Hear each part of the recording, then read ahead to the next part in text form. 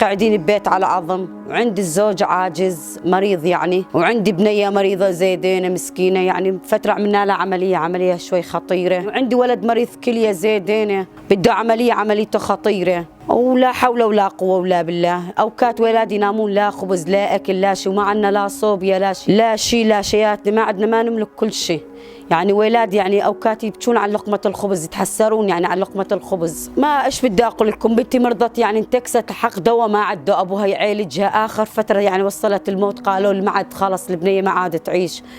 وصلت لي يعني الكتلة الدهنية حتى على ضربت على الحبال الصوتية يقولوا لي، وعلى نامياتها بوجهها، وعلى الله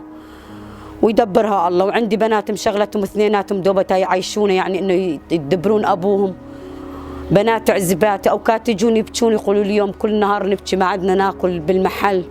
ما تكفينا اسبوعيتنا يعني، شكون هي ال50 وال100 يا امي. وعلى الله